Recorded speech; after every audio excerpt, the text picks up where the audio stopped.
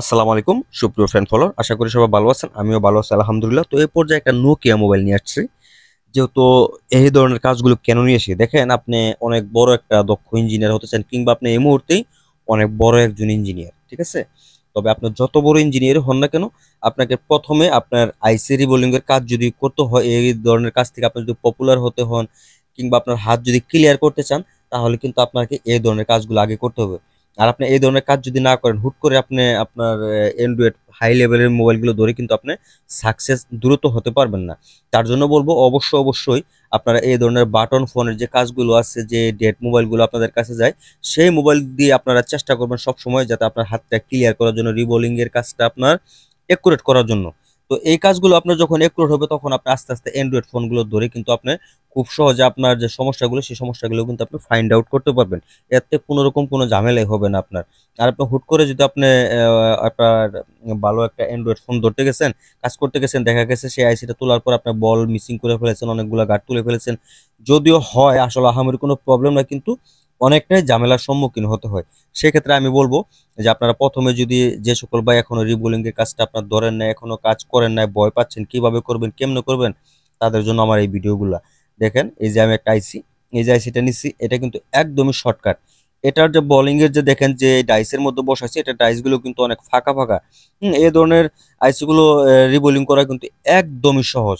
যদি আপনারা আমার ভিডিওর মাধ্যমে দেখেন, এই দেখেন প্রথমে কিন্তু আমি আইসিটা বসিয়ে নিয়েছি কোনো রকম। আমি প্রথমে কিন্তু আইসি গুলো বসার আগে অবশ্যই আমি তাতাল দিয়ে প্রথম পরিষ্কার করার পর থিনার দিয়ে একদম ক্লিন করে নিই। ক্লিন করার পরে কিন্তু আপনার ডাইসের নিচে বসাই।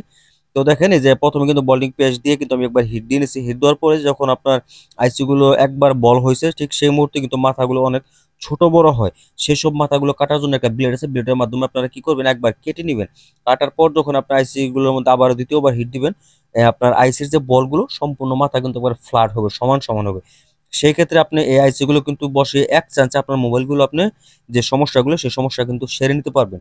তো এই পর্যায়ে দেখেন আইসিটা আমি রিবোলিং করা শেষ। রিবোলিং করা শেষ হওয়ার পর আমি আবারও দেখেন থিনার সাহায্যে ভালো করে পরিষ্কার করে নিচ্ছি। পরিষ্কার করার পর আরেকটু কাজ আছে এটার মধ্যে। দেখেন আমি আবার একটা ডাইসের উপরে রাখলাম, এখানে একটু পেস্ট করব।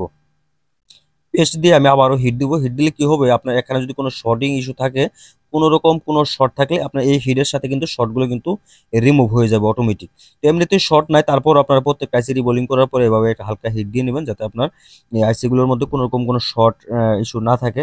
তো এই পর্যায়ে দেখেন আমি ডাইরেক্ট বোর্ডে আসলাম। বোর্ডে আসার পর আপনারা কিভাবে আইসিগুলো ইন করবেন, আইসিগুলো ইন করার আগে অবশ্যই কি করতে হবে, আপনাকে যেটা করতে হবে, দেখেন হট গানের সাহায্যে হালকা আগে পেস্ট নেবেন। পেস্ট দিয়ে হালকা হালকা হিট দিয়ে, হালকা একটু হিট দিয়ে নেবেন। দেওয়ার পর আইসিগুলো যদি বসান, সেক্ষেত্রে কিন্তু আপনার এগুলো এক চান্সে আপনার আইসিগুলো লেগে যায়।